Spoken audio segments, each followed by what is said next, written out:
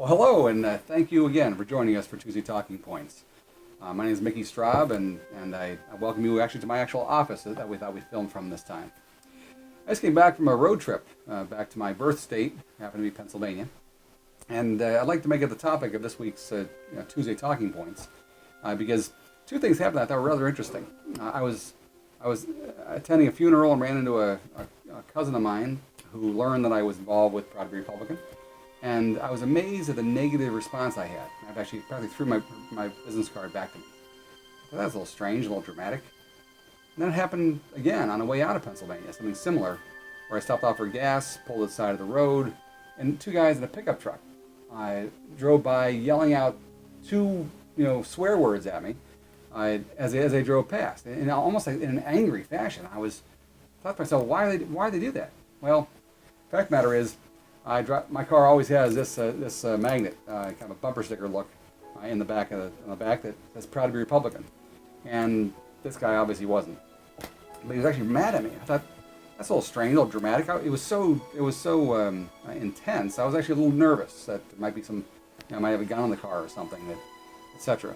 But I kind of forgot about it the next 5-6 hours I was driving, but during that time I was thinking to myself, well, how could we change this image problem that we have and be more welcoming to other people from the Democratic Party and as well as the independents.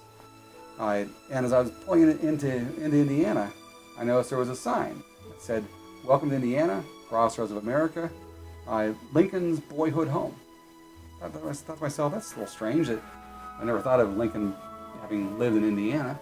But in all the things they can credit themselves with and brag about, they choose Lincoln. And of course, pulling into Illinois, it says, "Welcome to Illinois, land of Lincoln." Once again, tying the state to Lincoln. So I decided to look up the picture in Kentucky as well. Sure enough, Abraham Lincoln's birth state. All the great things they credit themselves with, but they want to hitchhike on Lincoln. I thought, you know what? That's what we ought to do from the Republican Party standpoint. Sometimes it's very difficult to even find references to Lincoln on a state or a federal website, and certainly the candidates don't talk much about it. But everyone else loves Lincoln. In fact, there are more books written about Lincoln than any other human being that ever existed aside from Jesus Christ. Can you imagine that? That many books. Everybody loves Lincoln. It's such a positive image, and I think if we want to improve the image of the Republican Party, we have to get the word out that he indeed was Republican. Matter of fact, there are a lot of people in this country that don't know. I was even told on a recent flight back from Philadelphia that most African Americans think that he was a Democrat. And sure enough, and of course Obama did a lot to further that all throughout his campaign. He had constant references to Lincoln. From the time where he announces his candidacy, selected Joe Biden, his train ride the staged train ride from Philadelphia down to Washington, D.C., his inauguration, the backdrop of Lincoln Memorial, and then he had the audacity of using the Lincoln Bible. But it is very good marketing from his standpoint, but if we're not careful, the reputation of Lincoln, the Republican Party, are going to hinge upon the Obama administration, and we don't want that to happen. So the Republican Party really needs to let America know that Abraham Lincoln was our first Republican president, and really in many ways the father of the Republican Party. But we need to do that for two reasons. We want to not just as borrowing or using his name, image, and logo for all the rightful reasons, but for all the things that he stood for. Most importantly, that one being freedom.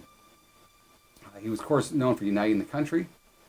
He was known for being very honest, and he was also known for his ability to use humor in his speeches and in his prolific writing. But he's also a voracious reader. He was honest to a fault. Of course, that was really his name. A lot of the things I picked up out of the book called Lincoln, an illustrated biography, when I started studying him, and that we could really learn from him and maybe have more candidates act more like him. Now, he had a few other great habits. He always went to bed early and woke up early. He had a tremendous respect for the elderly, or senior citizens, or old folks as they called back then. He was very quick-witted. He was a moderate eater, and he was also very good health. He was rarely sick. One of my favorite characteristics about Abraham Lincoln was he took responsibility for his behavior, and he also used no profanity. That was his style. He also used, like I said, humor quite a bit. He was very easygoing. Let's see. He was very principled in his sense of right and wrong, and he also had an interesting way of viewing reading. He didn't read for pleasure. He read for purpose. He wanted for explanation and for information. And as an attorney, surprisingly, he actually discouraged litigation virtually at all costs. I wish more and more attorneys would practice that one.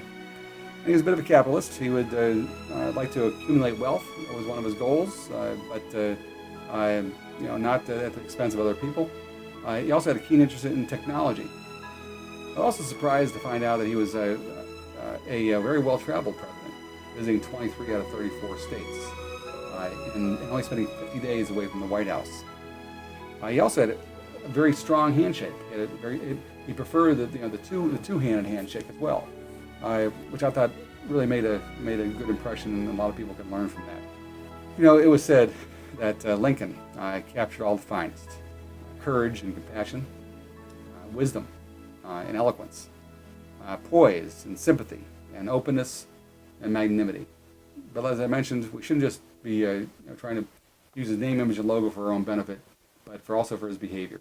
I think if the Republican Party were to align themselves more closely with really the father of the Republican Party, we'd be a whole lot better off, and maybe we can reverse the trend in 2010 and beyond. Thanks again for joining us.